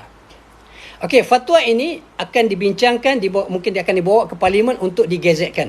Okey, dibawa ke parlimen sebab kalau wilayah persekutuan di bawah federal government. Okey. Jadi bila federal government meluluskan fatwa ini, menggazetkan fatwa ini, dan dia akan menjadi undang-undang khususnya bagi wilayah-wilayah persekutuan. Okey, wilayah persekutuan akan jadi haram forex trading online untuk umat Islam saja. Okey, orang yang bukan Islam tidak ada masalah. Orang yang bukan Islam tak payah risau sebab ini pengharaman ini untuk orang Islam saja sebab dia melibatkan hukum. Baik. So bila dia jadi gazet, maka dia telah digazetkan menjadi undang-undang. Sesiapa saja, okey, saya baca berdasarkan kepada Akta Jenayah Syariah Wilayah Persekutuan 1997 dalam Seksyen 9 yang mana tajuk dia menghina atau mengingkari pihak berkuasa agama. Mufti adalah pihak berkuasa agama. Kalau ini sudah menjadi undang-undang, sudah digazetkan, saya baca mana-mana orang yang bertindak dengan cara yang menghina pihak berkuasa. Kalau langgar perintah ini, perintah katalah telah keluar fatwa bahawa forex trading online al-haram untuk umat Islam, maka ada orang buat lagi, maka ia dianggap sebagai menghina pihak berkuasa agama atau mengingkari atau melanggar atau mempertikaikan perintah arahan yang di-Pertuan Agong sebab yang di negeri-negeri di bawah wilayah persekutuan Agong adalah ketua agama. Okey, bila langgar arahan mufti artinya melanggar juga arahan yang di-Pertuan Agong. Kerana apa? Kerana setiap undang-undang itu mesti akan dibawa kepada yang di-Pertuan Agong untuk diluluskan. Okey. Majlis agama atau mufti yang dinyatakan atau diberikan melalui fatwa, melanggar fatwa adalah melakukan satu kesalahan dan boleh disabitkan, boleh didenda tidak melebihi RM3,000. Sahabat-sahabat, mereka yang buat forex trading online lepas ini kalau keluarkan fatwa, dah keluar fatwa, kemudian dah digazetkan, siapa-siapa yang terlibat dengan forex trading sabit kesalahan dia, maka boleh dikenakan denda tidak lebih daripada RM3,000. Ambil kau nak. InsyaAllah. Kita sedang berusaha. Kita kan ini adalah satu kemaksiatan. Ini adalah satu kemaksiatan yang wajib kita hapuskan. Dan kita sedang berusaha ke arah itu, dan insya-Allah doa sahabat-sahabat yang menyokong usaha-usaha ni untuk kita hapuskan forex trading online dari bumi Malaysia ini insya-Allah. Okey? Dan okey, bukan itu saja. Didenda tidak melebihi RM3,000 atau dipenjara. Yang ni best lagi ni. Dipenjara selama tempoh tidak melebihi 2 tahun ataupun digabungkan sekali penjara 2 tahun, denda RM3,000. Lepas ni bahagialah forex traders, ya. Mereka dapat menggunakan duit yang juta-juta tu duduk dalam penjara. Tak lama pun, ya. Lebih kurang 2 tahun je duduk dalam penjara. Okey? Jadi inilah di antara usaha yang sedang kita lakukan, dan insya-Allah dalam masa yang terdekat saya akan menghadap Sahibul Samahah Datuk Mufti Wilayah Persekutuan, dan diikuti pula lepas tu dengan mufti-mufti lain ataupun mungkin pihak Mufti Wilayah Persekutuan akan memanggil mungkin majlis fatwa kemasaan, ya, contohnya gabungkan semua mufti-mufti seluruh Malaysia, keluarkan satu fatwa yang baru dan digazetkan. Walaupun sebelum ni ada dah fatwa, tapi setakat ni belum digazetkan. Ataupun kita mungkin boleh merujuk fatwa yang lama dan minta kerajaan yang ada hari ini supaya menggazetkan dia, menjadikan dia undang-undang, bawa fatwa majlis fatwa kemasaan ini bawa ke parlimen untuk digazetkan, dijadikan undang-undang. Maka lepas itu setiap orang yang bersalah yang buat lagi forex trading ni, maka mereka akan dikenakan denda RM2,000 ataupun dipenjara selama denda RM3,000 atau penjara selama 2 tahun. Kalau nak buat lagi tak tahulah. Okey, ini baru balasan dunia. Sahabat-sahabat, ini baru balasan dunia. Balasan akhirat, Nabi kata apa dia? Kullu lahmin namata min suhtin fannar aula bih. Nabi kata apa dia? Setiap daging yang tumbuh daripada sumber yang haram, maka nerakalah yang paling utama bagi dia. Sebab apa sahabat-sahabat? Kerana bila kita buat benda haram, kita makan, dia akan jadi darah daging. Okay, darah-darah yang mengalir dalam tubuh badan kita ni akan jadi haram kesemuanya. Sebab dia bercampur dengan benda yang haram. Okay, daging-daging yang tumbuh akan jadi haram. Okay, setiap denyutan najdi kita terhasil daripada sumber yang haram, maka tidak ada cara untuk membersihkan dia kecuali dicampakkan oleh Allah Ta'ala dalam neraka Jahannam waliyahzubillah. Jadi kita sebenarnya sahabat-sahabat sayang dengan forex traders ni sebenarnya. Dia sebab sahabat kita, dia orang Islam. Kalau sahabat-sahabat yang bukan Islam, kita tak kisah. Sebab bagi mereka agama mereka dan bagi kita agama kita. So kita tak boleh paksa mereka menerima apa yang kita bawa. Agama kita tak boleh paksa mereka. Okey? Jadi sebab itulah kita mengajak orang-orang yang Islam ini untuk bangun sama-sama kita menentang forex trading online ini, ya, supaya ia tidak lagi berluasa dalam masyarakat. Sebab kalau mereka buat diam-diam, saya tak kisah sangat sebenarnya. Okey? Saya tidak akan agresif macam ni menentang forex trading kalau sekiranya mereka tidak buat secara berluasa. Sekarang ni mereka lakukan benda yang haram. Kemudian mereka war-warkan iklan kalau Okta FX tu dengan buat apa benda, buat apa benda, saya tak ingat nama dia. Kan? Saya tak ingat buat apa benda. Siapa ingat buat benda yang selalu keluar kat forex trading? Forex apa nama ni? Okta FX Okey? Jadi mereka gunakan orang Islam yang pakai tudung. Allah galaknya mempromosi benda-benda yang haram. Allahu akbar. Wak doyok. Betul, Wak doyok. Okey, Wak doyok kalau kebetulan bersama dengan kita, saya menyeru Wak, okey, supaya berhentilah. Wak pun dah kaya raya. Fizul Umar pun sama. Okey? Jadi cukuplah ajak orang masuk neraka Allah Subhanahu taala. Kita buat benda, kita pun sendiri kadang-kadang tak pasti kita ni masuk neraka ke masuk syurga, kan? Kemudian kita ajak pula orang buat benda yang haram. Allahu akbar. Nabi kata apa? Man sanna sunnatan hasanah falahu ajruha wa ajru man amila biha ila yaumil qiyamah wa man sanna sunnatan sayyi'atan fa alaihi wizruha wa wizru man amila biha ila yaumil qiyamah. Kama sallallahu alaihi wasallam. Okey, Nabi kata apa? Barang siapa yang buat satu sunnah yang baik. Satu sunnah ni benda yang dibuat secara berterusan ataupun dia ajak orang buat benda baik. Okey, ajak orang buat baik. Tak pernah solat kawan kita. Contoh kita ajak dia solat. Kita ajak dia solat. Okey? Kemudian dia solat lepas tu, maka dia dapat pahala. Kita dapat pahala sebab kita ajak dia buat solat. Sampai hari kiamat, sampai dia mati, dia terus menerus akan melakukan benda yang baik, maka kita akan dapat pahala sampai hari kiamat, sampai dia mati. Atau kita mati pun dia masih lagi bersolat, kita akan dapat pahala. Masya-Allah. Okey? Baik. Kemudian seterusnya, barang siapa yang melakukan benda yang haram, ajak orang buat haram. Ajak orang dengan terang-terangan, ya. Ajak benda yang haram. Fa'alaihi wizruha, maka dia akan dapat dosa. Wa wizru man amila biha, dan dosa orang yang melakukan perbuatan jahat dan terkutuk itu. Orang tak pernah tahu pasal forex trading online. Kita buat dekat TikTok live berjam-jam sampai pagi-pagi, sampai 2-3 pagi pun ada tak tidur. Allahu akbar. Ajak, bersungguh-sungguh ajak. Bila kita mati, sahabat-sahabat, ya, orang masih lagi buat trade sebab kita yang ajak dia, maka kita dalam kubur merana dapat dosa berterusan. Sahabat-sahabat, nak tak? Nak tak? Cuba jawab. Nak tak kita masuk dalam neraka tapi dosa orang trade buat benda haram ni masih berterusan? Nak tak? Cuba jawab sikit forex trading. Forex traders ni. Ya? Nak lagi tak buat? Nak. Subhanallah. Sahabat, kalau ada yang kata nak dapat dosa berterusan tu, saya tak pastilah sama dia ni Islam atau tak.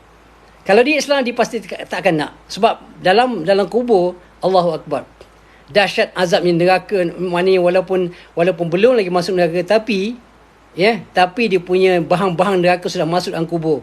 Kalau nak, Allahu Akbar, saya tak tahu nak kata apalah. Saya tak tahu nak kata apa kat sahabat-sahabat. Okey, nampak sangat hitam hatinya. Okey? Jadi sebab tu sahabat-sahabat, kalaulah contohnya, alhamdulillah ramai yang tak nak. Kita pun sendiri pun tak pasti. Dosa kita sejauh mana yang kita dengan Allah. Sama Allah Taala kita mati nanti Allah Taala ampunkan dosa kita ke tak. Kemudian kita nak tambah pula dosa dengan sebab kita ajak orang lain buat benda yang haram. Allahu Akbar. Sangat dahsyat sahabat-sahabat. Sangat dahsyat. Sebab itulah janganlah sahabat. Kalaulah rasa tak takut Allah Taala sangat. Kalau rasa tak sanggup, tak takut Allah, tak takut azab Allah, tak takut neraka Allah, tak takut azab kubur, nak buat juga, degil juga, buatlah diam-diam. Okey, ini saya punya suggestion. Bukan nak suruh buat, tak. Tapi kalau dah memang degil sangat, keras hati sangat, mana hitam sangat, legam hatinya, nak buat juga benda haram ni, terpulanglah pada you. Tapi jangan sampai you all buat secara online. Jangan daripada promote benda-benda yang haram lagi. Jangan buat live, jangan buat video, tutup semua apa nama ni, sosial media yang melibatkan benda-benda haram. Supaya apa? Supaya bila kita mati nanti benda tu dah tak berjalan. Mana dosa kita hanya dosa kita je dengan Allah SWT, tapi kita tidak melibatkan dosa orang lain yang buat kerana kita ajak mereka. Walaupun kita kadang-kadang dah mati. Kita dah mati accident. Contohnya sebab buat forex trading, kaya-kaya, okey, lari bawa kereta laju-laju, accident, mati. Orang masih trade sebab kita ajar dia. Ribu-ribu orang trade. Okey, beribu-ribu orang trade. Kita mati belum tentu masuk syurga. Kita mati belum lagi dah selamat daripada azab kubur. Tambah pula setiap saat, setiap ketika orang yang buat forex trading ni, dosa kita akan tanggung. Sebab kita yang ajar mereka. Ini disebutkan oleh Nabi SAW. Okey, ini yang disebutkan oleh Nabi sallallahu alaihi wasallam. Okey, bukan saya sebut. Ini hadis Nabi. Ila yaumil qiyamah, sampai hari kiamat akan menerima azab, akan berdapat dosa-dosa tu. Allahu akbar. Okey? Jadi sahabat-sahabat, cuba-cubalah kalau masih lagi ada orang kata iman dalam hati, okey, tinggallah benda-benda haram ini. Okey, supaya Allah SWT selamatkan kita. Kalau contohnya kalau contohnya kita dah buat dah lama, dah kaya, kemudian tiba-tiba Allah Taala campakkan dalam hati kita keinsafan. Okey, tiba-tiba insaf. Macam-macam Allah Taala boleh bagi hidayah pada manusia ni, macam-macam. Kadang-kadang orang dapat hidayah daripada Allah Taala ni melalui tong sampah pun ada. Pernah dengar tak orang masuk Islam melalui tong sampah? Macam mana tu? Masa saya belajar dekat UK itu, sahabat-sahabat, saya terbaca satu artikel. Ada seorang ni, dia Mak Saleh ni, kita ni memanglah kalau Mak Saleh tu kita memang agung-agungkan lah. Hebat semua apa yang Mak Saleh ni, hebat-hebat semua kan. Tak, sebenarnya dekat UK sana, Mak Saleh ni ramai jadi buruh macam kita juga. Bahkan mereka jadi kuli-kuli kepada sahabat-sahabat kita orang Pakistan, jadi toke-toke besar kat sana. Okay, so seorang Mak Saleh ni, dia kerja dia tukang sapu. So pagi-pagi dia sapu sampah kan. Kemudian bila UK, tahun saya grad daripada Glasgow Caledonian University tahun 1996. 1996 saya balik. Okay, dekat Glasgow Caledonian University dekat Scotland lah. Okay, so bila dia buka tong sampah, dia nampak satu Quran. Quran dah buruk, tapi terjemahan dalam bahasa Inggeris. So pun pakcik ni pun ambil tau. Dia ambil Al-Quran ni, dia pun baca bawa balik rumah, dia bersih-bersihkan, dia baca. Dia Kristian dia Kristian, baca. Akhirnya apa berlaku? Akhirnya dia masuk Islam. Sebab tu saya istilahkan dia masuk Islam melalui tong sampah.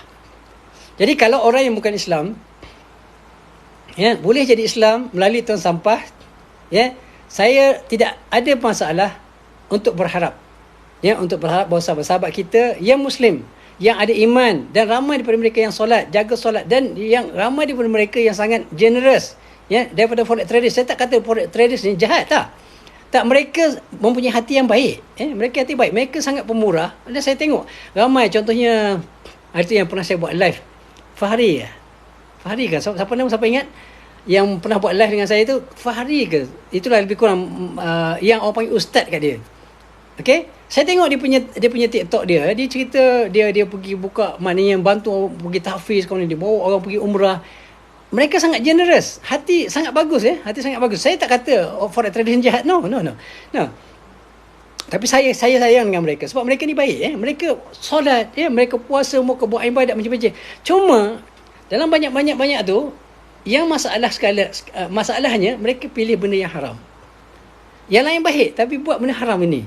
Ini yang menduka-citakan ni. Okey? Jadi mereka cuma ubah saja dengan kepakaran yang ada tu, yang mereka yang dah mahir macam mana nak tengok candlesticknya apa semua, nak tengok apa macam-macam lah. Dia punya platform yang ada kan. Jadi mereka ada kepakaran. So kenapa tak salurkan kepada benda yang halal, yang disepakati oleh ulama? Saham halal, FCPO ulama kata halal. So go for it. Okay, ada banyak lagi benda-benda yang boleh mereka menggunakan kaedah yang mereka maknanya kemahiran yang ada tu boleh disalurkan pada benda-benda yang halal. Okay, jadi jangan teruskan berada dalam, sebab you all semua baik, yang lain semua bagus, solatnya bagus, ibadah bagus semua, alhamdulillah. Temu bab sini kena tinggalkan. Benda ni haram. Sebab haram, bila kita buat benda haram ni, dia melibatkan banyak benda. Macam saya sebutkan di awal tadi, bila kita makan benda haram, dia akan jadi darah daging. So darah daging ni akan menyebabkan hati kita jadi gelap. Okay? Bila hati gelap, hidayah payah masuk. Bila payah masuk, jadi akan timbullah benda-benda masalah-masalah yang lain. Okay? Itu dunia. Okay? Yang lebih dahsyat lagi, di akhirat nanti, kita dicampakkan oleh Allah Ta'ala dalam neraka. Yang lebih dahsyat lagi, kita mati tapi dosa masih masuk. Dosa tu masih masuk. Sebab apa? Sebab kita mengajak orang lain buat benda yang diharamkan oleh Allah SWT. Jadi itulah sahabat-sahabat. Jadi saya tidak ada nak kata dengki. Nak dengki apa-apa. Saya tak ada apa-apa. Saya tak dapat apa-apa pun. Okay? Tapi saya sayang dengan sahabat-sahabat yang memang kebanyakannya baik hati, bagus, alhamdulillah. Okay? Cuma tinggalkan benda-benda yang yang apa nama ni, yang haram itu. Tazkirah sertakan dengan nas dan dalil. Boleh. Okey. Ginilah sahabat-sahabat. Kalau kita cerita pasal nas dan dalil, okey, dalam forex trading memang tidak ada nas yang dalil yang jelas. Sebab benda ni benda baru.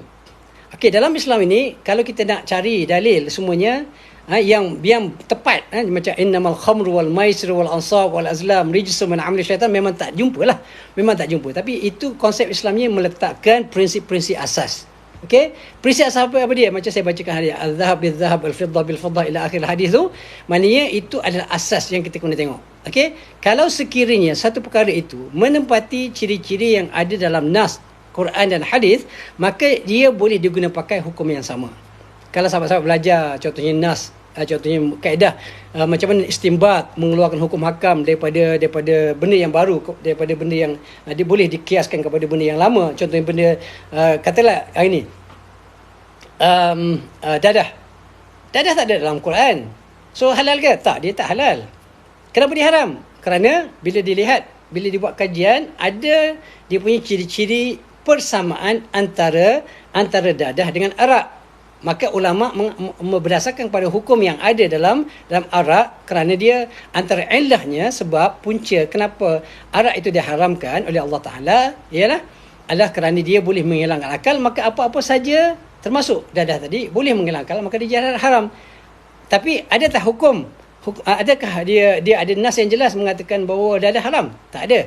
Tapi macam mana kita dapat hukum? Berdasarkan kepada qiyas contohnya. Jadi sahabat-sahabat, saudara Hilmi ni, maknanya dia kena belajar lebih mendalam lah supaya dia faham kaedah-kaedah pengeluaran hukum. Jadi kita kalau nak tanya dalil, memang tak jumpa dalil lah. Memang tak ada dalil dalam Quran mengatakan bahawa forex trading online haram. Tidak ada. Okey? Maka tapi tidak semua benda yang tidak ada dalam Quran dan Sunnah itu, maka kita kata dia halal. Tak. Tidak. Jadi kena faham lah. Alright.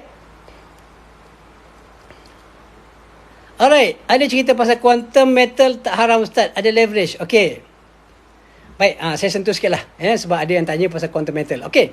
Quantum metal ni konsep dia gini, sahabat-sahabat. Konsep dia sama macam sahabat-sahabat nak buat pinjaman pergi bank Islam contohnya. Kata nak buat pinjaman peribadi, pergi ke bank Islam. Okey, contohnya apalah istilah yang dipakai, tapi yang pentingnya sekarang nak pakai duit. Okey, contoh nak pakai duit 9,000. Okey, nanti saya bawakan dekat quantum metal. Baik, sahabat nak beli nak pinjam duit 9,000 kerana nak beli emas. Contoh nak beli emas. Baik, sekarang ni sahabat pergi ke bank Islam contohnya. Bank Islam kata alright. Bank Islam kata okey, kami akan dia ada dua kaedah pinjaman. Pergi bank konvensional, dia kata boleh. Dia tengok kita punya statement bank, gaji kita okey 9,000. Nak pinjam 9,000 je, 9,000. Right.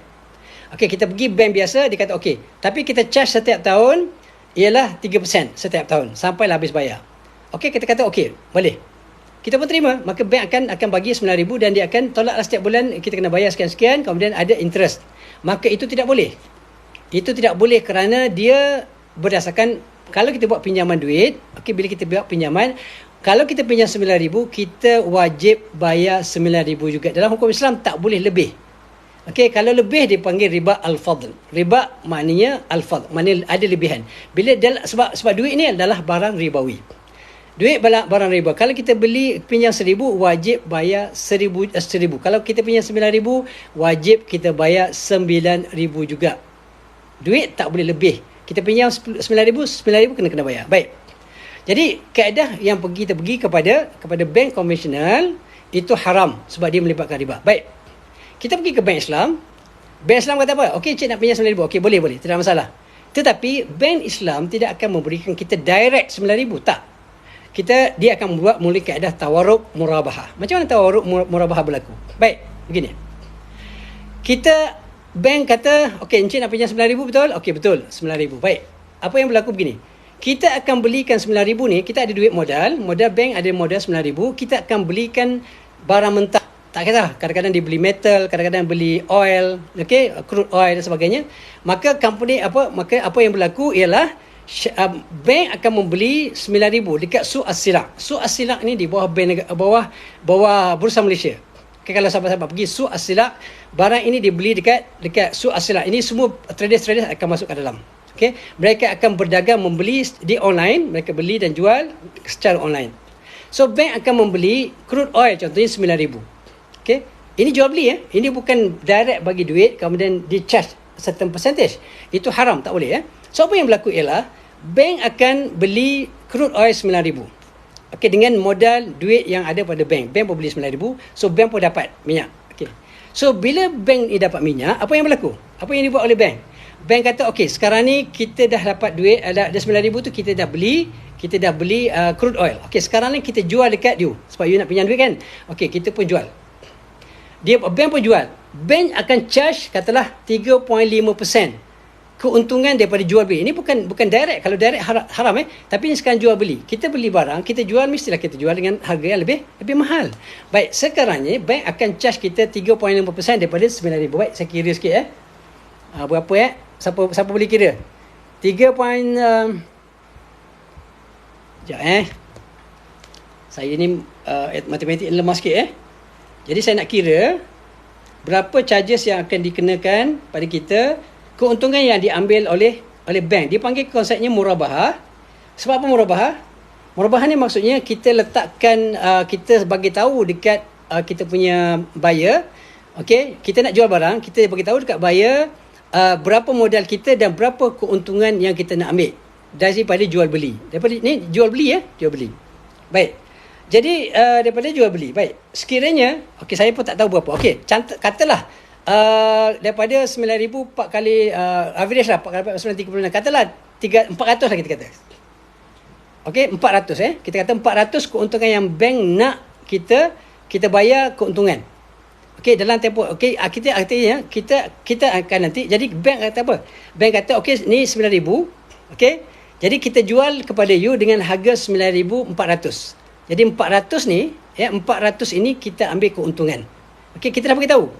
Bank akan bagi tahu kita, so total yang you kena bayar nanti adalah 9,400 termasuk keuntungan bank. Baik, ini jual beli sahabat-sahabat. Jangan confuse dengan pinjam bagi terus kemudian charge the interest. Itu salah. Itu tak mengikuti hukum syarak. Baik. Sekarang ni apa yang berlaku ialah sekarang bank kata kat kita 9,400 kita akan jual pada you, tapi you kena bayar secara ansuran. Dalam tempoh katalah 2 tahun 3 tahun, tapi kena bayar 9,400. Artinya keuntungan dapat tak? Bank dapat keuntungan 400. Tapi riba tak? Dia tak termasuk riba sebab ini melibatkan jual beli. Okey, ini melibatkan jual beli. Baik, sekarang ni. Baik, kita pun dah ada minyak 9,400. Tapi kita kata kat bank, wahai encik bank, saya bukan nak minyak, saya nak duit. Okey, baik, tak ada masalah. Okey? Tidak ada masalah. Sekarang ni duit yang minyak yang bernilai 9,400 yang you bayar setiap bulan tu, jual balik kat kita. Jual balik kat kita berapa? Dengan harga semasa. Okey, kita akan tolong jualkan. Kita boleh tolong jual kat you ataupun bank akan beli sendiri. Okey, dengan harga berapa? Dengan harga semasa 9,000. So kita pun jual balik dekat bank dengan harga 9,000. Minyak tadi harga kita bayar 9,400. Tapi kita jual balik kat bank 9,000. Maka bank pun bagi cash kat kita. Okey, bila dapat cash kat kita, kita dapat 9,000. Tapi haram ke tak? Jawapannya tidak haram sebab dia melalui kaedah jual beli. Ini dia panggil tawarruk al-murabahah. Kalau pergi kat bank Islam, you boleh belajar lah. Kalau yang tak erti, tak faham, okey, pergilah belajar, baca lagi banyak insya-Allah sebelum komen-komen yang mengarut. Komen biar berdasarkan ilmu. Okey, komen berdasarkan kepada ilmu, bukan berdasarkan kepada nafsu. Okey, ataupun berdasarkan kepada kejahilan. Okey, nak komen pergi belajar dulu, nak komen boleh, tetapi baca dulu, cari pandangan ulama-ulama dulu, barulah boleh komen. Baru orang kata nampaklah cerdik tu. Kalau tidak, dia akan jadi nampak tak berapa cerdik. Saya komen tidak ada masalah. Kalau nak tanya, nak bagi penjelasan, tidak ada masalah. Boleh, tidak ada masalah. Baik, itu kaedah yang dibuat. Jadi bank akan buat. Jadi inilah benda yang sama dibuat oleh Quantum Metal. Quantum Metal buat benda yang sama, super exactly the same process. Jadi kita dapat 9,000, jadi 9,000 lah dibeli emas. Okey, dibeli emas. Okey, dibeli emas, jadi total yang kita simpan tadi, kita beli 1,400 contohnya, campur 1,400 itu charges tadi.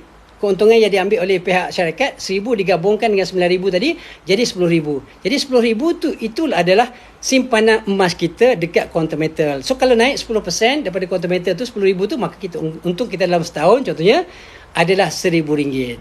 Itu yang berlaku dalam Quantum Metal. Okey? Jadi sebab itulah sahabat-sahabat, okey, kalau kita buat satu benda, biar ia pastinya halal. Okey, saya pun sebelum saya terlibat dengan Quantum Metal, okey, saya pun dah buat investigation, saya dah tengok dia pertamanya dari sudut hukum dia. Kemudian kita lihat ada penasihat syariah dulunya dengan Isra Consultancy di bawah Bank Negara. Kemudian kita ada sekarang ni At-Tawafuq, okey, dan semuanya tidak ada masalah dari hukum syarak. Kemudian saya tengok Quantum Metal scammer pun tak ada satu pun orang yang mengatakan bahawa Quantum Metal adalah scammer. Sejak 3 tahun, okey, dah ramai yang kaya raya, alhamdulillah, yang satu hari pun boleh dapat income sampai 500,000 sahabat-sahabat dalam Quantum Metal. Ini orang hebat-hebat lah. Orang top leader dah dapat 500,000 juta. Satu hari pernah dapat 500,000 juta. Sebab ramai orang membeli emas. Okey, ramai orang membeli emas. Jadi saya bukan nak promote, kalau nak boleh, kalau nak beli emas boleh juga, pergi je dekat bio saya tu, boleh beli emas, tak ada masalah. Cerita-cerita juga, tapi kalau bisnes juga, tetapi yang halal, yang halal, yang haram. Innal halal, kata Nabi, bayyinun, halal itu jelas, wa annal haram bayyin, benda haram juga adalah jelas. Okey, benda yang jelas. So kalau nak terlibat dengan benda yang halal, maknanya jelas benda tu. Sebab tu bila saya buat satu benda, saya pastikan dia adalah halal dari hukum syarak. Kalau tak halal, saya akan tinggalkan. Sebab tu saya cakap daripada awal. Saya cakap daripada awal, kalau sekiranya ada mufti, mana-mana mufti mengatakan Quantum Metal haram, okey, Quantum Metal haram, ada ulama, ada mufti kata Quantum Metal haram, bercanggah hukum syarak, saya berhenti serta-merta. Okey, ini jaminan saya. Sahabat boleh tengok. Kalau ditakdirkan ada ulama-ulama yang muktabar, contohlah kita kata ulama-ulama, Dr. Zaharuddin, dia check dekat Quantum Metal, ataupun Dr. Abu Bakar tengok Quantum Metal, dia kata oh ini haram, maka saya akan berhenti serta-merta. Ini jaminan saya. Okey, boleh save apa yang saya cakap ni. Okey, begitu juga kalau Royal Q ada mufti, tapi bukanlah mufti Aziz Ali. Saya tak naklah Aziz Ali kan. Okey, kalau Aziz Ali bukan mufti. Okey, kalau ada mufti dalam Malaysia yang mengatakan bahawa okey, Royal Q adalah haram, saya akan berhenti serta-merta. Okey, itu janji saya pada sahabat-sahabat. Sebab saya tak akan buat benda yang haram. Okey, saya akan buat hanya kalau sekiranya benda itu jelas halal, barulah saya akan buat. Kalau tidak, saya tak akan buat. Sebab sahabat, kaya mana pun kita di dunia ni, kita akan masuk dalam kubur. Kita akan tinggal semua tu. Kalau sekiranya benda yang halal, alhamdulillah, kita akan tenang masuk dalam kubur. Tapi kalau kita terlibat dengan haram, apatah lagi kalau kita ajak orang buat benda-benda haram ni, bila masuk kubur, Allahu Akbar, dahlah dunia ni kita stres. Okey, tak cukup duit lah macam-macam. Di akhirat nanti masuk dalam kubur lagi stres, sahabat-sahabat. Jadi sebab itulah janganlah teruskan benda-benda haram ni. Okey, Forex FX Sense, Allahu Akbar, banyaknya bagi bunga. Okey, terima kasih apa pun. Okey, walaupun saya tidak mengharapkan sahabat-sahabat memberi hadiah apa-apa. Okey, sebab ini adalah tujuan saya bukan nak cari duit. Saya buat live bukan nak cari duit. Saya buat live adalah semata-mata untuk memberikan penerangan kepada sahabat-sahabat. Okey, kalau yang baik terimalah, kalau yang tak baik boleh tolak, tak ada masalah. Kalau itu pandangan saya, boleh tolak. Okey, tapi kalau saya buat hadis Quran, wajib sahabat-sahabat terima dengan hati yang terbuka. Okey, itu prinsip mudah je. Kalau saya punya pandangan peribadi, kalau salah, tolak. Kalau tak salah, ambil. Okey, kalau ayat Quran wajib terima walaupun tak suka. Hadis beritahu wajib terima. Walaupun kita tak suka. Jadi sebab itulah sahabat-sahabat, ini bukan nak menggoyakkan siapa-siapa sahabat-sahabat. Nanti fatwa pun serba banyak. Cuma sahabat ginilah. Okey, kita kena cari betul-betul lah. Sahabat-sahabat kena, kalau betul ikhlas nak cari benda yang halal, kalau sahabat-sahabat betul-betul ikhlas nak cari kebenaran, saya pasti sahabat-sahabat akan jumpa kebenaran tersebut. Bukan melalui saya, bukan melalui TikTok saya. Yang saya cuma pemudah cara je. Saya cuma berkongsi. Saya selalu cakap, saya bukan pakar. Saya bukan pakar kewangan, saya bukan pakar ekonomi, saya bukan pakar pelaburan. Cuma adalah sikit-sikit pengalaman, itu je. Tapi ia tidak boleh dipegang. Apa yang saya cakap, sahabat-sahabat tak boleh pegang. Tetapi saya selalu pesan, jangan ikut saya. Jangan ikut saya, tapi ikutlah pandangan-pandangan yang diberikan oleh para mufti, para ulama seluruh dunia. Kalau sahabat-sahabat betul-betul nak cari kebenaran, sahabat pergilah Google. Pergi je Google. Okey? Pergi Google, cari pandangan-pandangan ulama ataupun mufti mengatakan forex trading itu adalah halal. Kalau betul-betul ada, share dengan saya. Kalau betul-betul pandangan itu tepat dan betul mengikut hukum syarak, saya akan ikut sahabat-sahabat. Google menipu. Google menipu Google ni tak menipu. Kadang-kadang dia bagi maklumat yang kadang-kadang kita kena cari jugalah. Kena verify. Okey? Kita kena verify. Okey? FXN cukuplah banyak sangat tu. Dah banyak sangat dah. Terima kasih. Terima kasih. Walaupun macam saya sebutkan, saya tidak mengharapkan apa sumbangan, tapi kalau nak bagi tu ialah orang bagi kita ucap terima kasih lah, walaupun itu bukan yang kita harapkan, tapi insya-Allah mudah-mudahan Allah Taala berikan ganjaran pahala. Itu yang lebih penting lah bagi saya. Apabila kita berkongsi satu benda, mana kita buat niat lillahi taala, bukan saya tak ada kepentingan apa-apa. Saya tidak ada kepentingan, dan saya tidak ada nak orang kata nak bukan jenis orang yang suka orang kata menyusahkan orang. Tak. Bukan menyusahkan. Okey, kalau sekiranya duit yang diterima ni daripada forex traders, okey, insya-Allah lepas ini saya akan kurniakan kepada sahabat-sahabat. Okey, lepas ni saya akan maklumkan. Okey, gift itu kalau memang datang daripada forex trader, saya tak akan terima. Terima kasih walaupun bagi. InsyaAllah lepas ni saya akan announcekan dalam TikTok saya, Saya akan keluarkan berapa banyak jumlahnya yang dibagi tu, dan saya akan berikan kepada fakir miskin insya-Allah.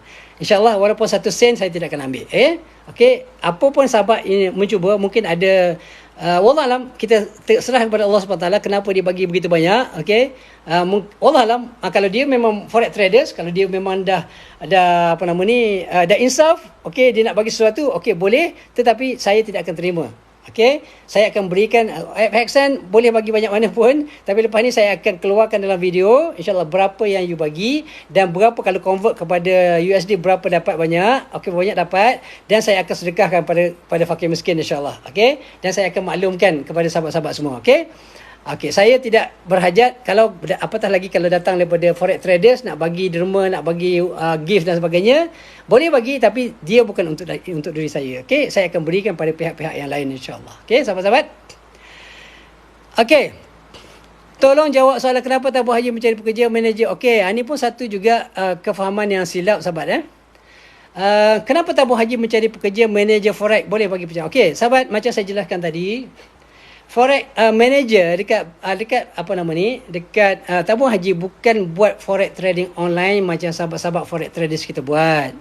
Okey, mereka ada pegawai. Kenapa? Kerana dalam berurusan bank tabung haji ni berurusan dengan Saudi Arabia kebanyakannya kan. Jadi mereka akan ada urusan pembayaran hotel lah, pembayaran apa semua, sebab mereka ada hotel dekat sana. Mereka ada bayar-bayar yang perlu buat dalam Saudi Arabia. Okey, ini adalah merupakan satu proses yang berlaku di antara duit Malaysia nak convert kepada duit Saudi Arabia. So dia panggil foreign exchange, pertukaran daripada RM kepada apa dia? Kepada Saudi Arabia punya rial. So dia ada pegawai yang in charge bahagian tu. Itu pegawai yang melibat atau menguruskan foreign exchange. Mereka tidak buat forex online macam kita punya sahabat-sahabat kita forex traders online ni. Bukan itu. Mereka orang yang menguruskan, okey, satu manager yang menguruskan penjualan ataupun pertukaran mata wang daripada Malaysia kepada Saudi Rial, contohnya daripada RM, contoh kepada USD untuk orang hantar duit atau sebagainya ke mata-mata tempat. Itu maknanya mereka berdagang berdasarkan currency yang benar-benar wujud. Bukan macam forex traders yang buat secara online, yang guna leverage dan sebagainya. Ada duit 1,000 tapi boleh trade sampai 100,000. Ada sampai 100 kali ganda. Dia punya leverage-nya. Jadi ini yang biasanya ramai forex traders yang terlibat, sebab tu mereka boleh dapat kaya cepat dan untung dan tergolek cepat, terciduk cepat. Sebab dalam tempoh yang beberapa few seconds pun boleh hilang ribu-ribu ringgit. Jadi itu perkara yang perlu difahami lah. Okey. Jadi bukanlah maknanya tabung haji itu buat trading seperti mana yang dibuat online trading gunakan leverage dan sebagainya. Trading yang dibuat oleh tabung haji, forex exchange ni yang dibuat oleh tabung haji adalah berdasarkan kepada wang sebenar. Maknanya tabung haji ada duit yang sebenar dan mereka buat trading menggunakan duit sebenar, dan mereka akan dapat duit Saudi Rial yang sebenar. Bila ditransfer nanti memang duit Saudi Rial yang sebenar, bukan yang hanya ada dekat platform tapi tak boleh nak pakai. Nak pakai kena stop trade dulu, kemudian buat withdraw dulu baru pakai. itu pun pakai dalam duit RM balik, bukan duit Saudi yang dibeli. Sebab itulah dia tidak sah. Jual belinya adalah tidak sah. Baik. Sahabat-sahabat, saya ada lebih kurang 12 minit lagi. Pukul 1 saya akan berhenti. Alright.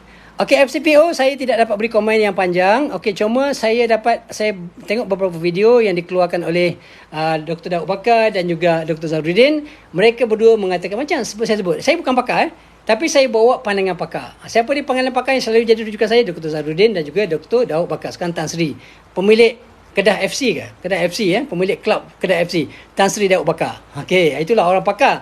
Dia pakar dalam bidang syariah, dia adalah pakar usuluddin, usul fiqh asalnya. Kemudian dia jadi pakar dalam perbankan Islam, pelaburan Islam, dia jadi rujukan seluruh dunia.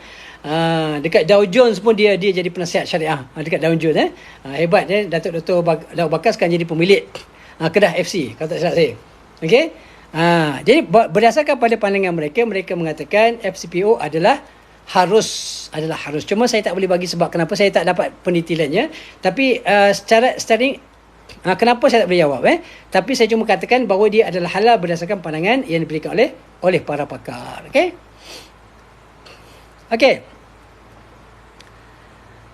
Zohor kat saya ni dalam 1:30.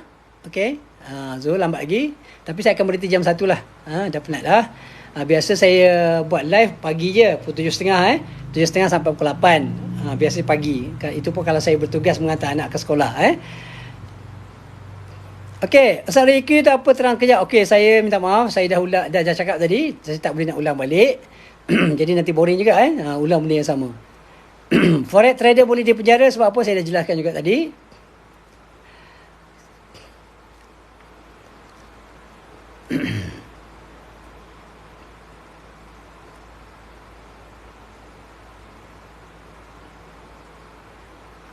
Okey, forex pelaburan. Royal Q bukan pelaburan. Okey, Royal Q bukan pelaburan. Okey, betul lah. Royal Q ni adalah satu apps yang kita beli. Okey, kalau kita ada sekarang ni, saya ada subscribe dengan AI Writer. AI Writer saya tak pegang pun dia. Okey, saya sewa dia. Saya pakai. Salah tak? Tak salah. Tak ada masalah. Sama je, Royal Q ni dia beli. Dia sewa. Dia sewa setiap bulan kena bayar. Okey, setiap bulan kena bayar. Setahun dia kena bayar $120. $120. Lebih kurang 500 macam tu. Okey, so di mana pelaburan dia? Tak ada pelaburan. Itu je yang kita masukkan dalam Royal Q. Bayaran cuma kena bayar setahun $120. That's it. That's the only payment that we have to make. Okey, habis cerita. Tutup. Kerana bolehlah pakai dia punya robot tu selama setahun. Dia tidak ada pelaburan. Tidak ada pelaburan. Okey, duit yang kita masukkan, yang banyak-banyak, yang $1,000, $2,000, $1 juta tu dekat hobi. Kita masuk dekat hobi. Okey, hobi lah tempat di mana kita membeli coin ataupun kita menyimpan duit kita, USDT kita simpan kat situ. Tetapi trading saja dibuat dekat Royal Q. Kenapa? Kata nak memudahkan. Tapi duit tu dia ambil mana? Duit tu dia ambil dalam hobi. Dia linkkan dua ni. Jadi kita memberikan authorization kepada Royal Q untuk buat trading berdasarkan duit yang kita ada dekat hobi. Dia ada link. Okey, boleh link ke dia. Okey, boleh synchronize ke dia. Kemudian kita boleh trade berdasarkan kepada duit yang ada. Okey, dalam hobi.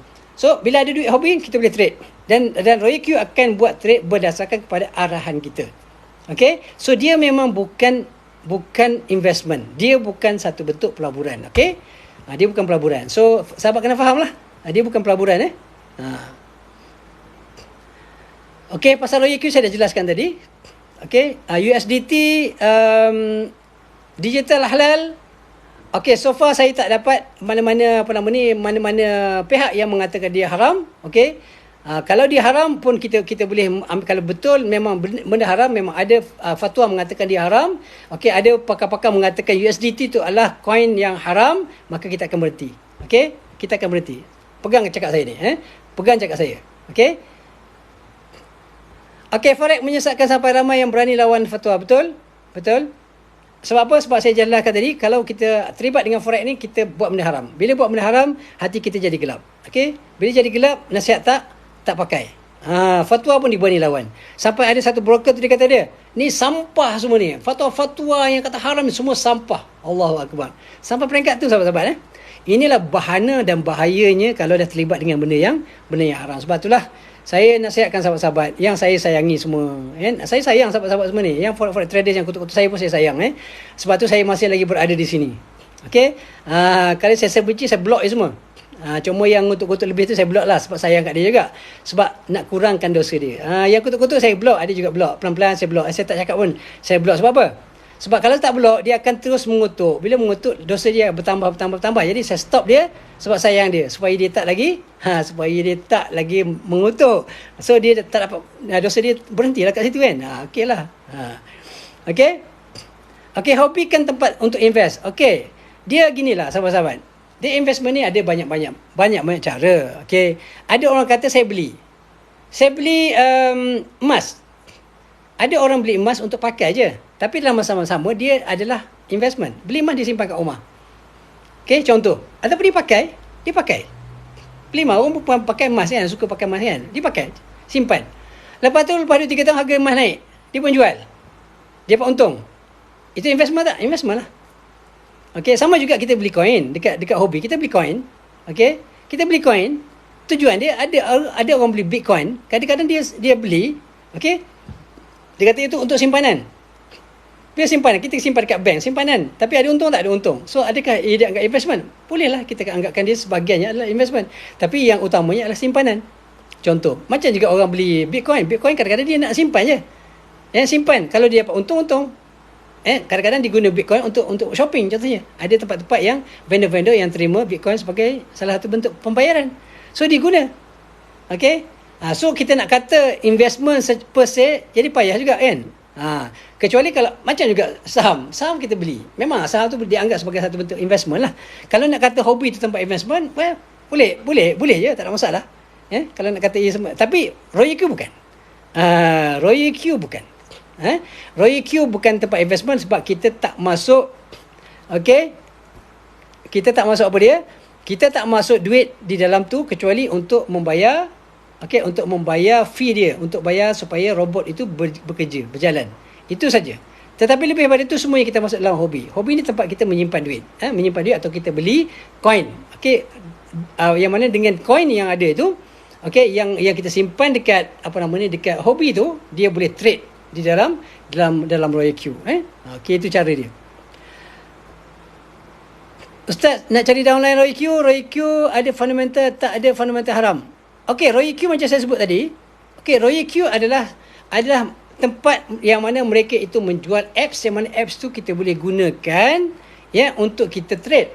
Okey, tetapi Royal Q sendiri bukan investment tools. Okey, bukan investment tool. Kita tak melabur dalam Royal Q. Cuma Royal Q memberikan insentif. Royal Q akan memberikan dia punya commission bagi siapa yang boleh ajak orang menggunakan Royal Q. Itu saja. Tapi dia bukan investment.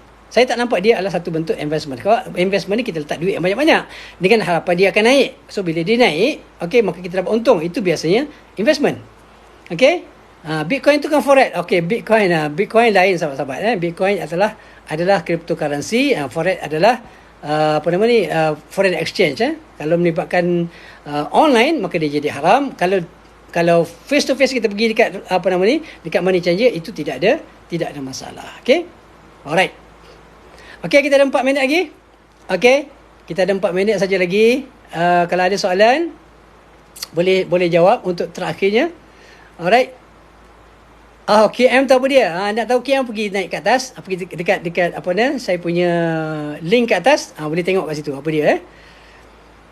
Gang IB takut nanti tak ada yang nak join. Itulah dia. Jadi kita pesan ni kepada sahabat-sahabat, macam saya sebutkan tadi. Okey. Bukan ustaz ni, weh, pakcik. Boleh lah, pakcik pun boleh, tak ada masalah, kan. Tak ada masalah. Okey. Jadi seperti yang saya jelaskan tadi, kalau sekiranya memang ada jenis orang yang memang quote and quote keras kepala lah, forex traders. Ada yang forex traders ni yang lembut hati dia. Bila kita nasihat, bagi pandangan, dia akan terbuka. Kadang-kadang dia terbuka hatinya. Dia kata betul, apa yang ustaz cakap betul. Ada yang mufti kata betul. Cuma sekarang ni dia rasa macam alamak, lemah nak berhenti lah. Macam sebab dah bulan-bulan saya dah katalah ada traders yang dah buat 11 tahun, 12 tahun. Dah kaya raya, dah jutawan, dah hari-hari dapat puluh ribu contohnya.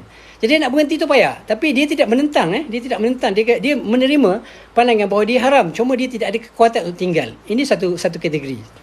Ada satu kategori lagi. Bukan setakat dia dia trading tapi dia tidak wawah kan. Dia diam, dia buat sendiri. Dia buat maksiat tapi dia diam. Dia buat seorang-seorang.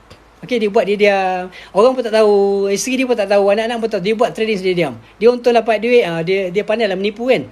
Itu ada kategori juga. Okey. Dan ada kategori yang memang tak malu, tak ada segan langsung buat benda haram, ajak orang buat benda haram. Ini kategori yang saya tentang ni. Okey, kalau yang buat dia diam tu, itu dia punya pasal, dia dengan Allah Taala lah. Tetapi yang sekarang ni, yang saya menentangnya adalah, saya tentang sebab apa? Sebab dia hari-hari masuk dalam FYP saya. Okey, saya sakit hati saya tengok. Kan? Sebab apa?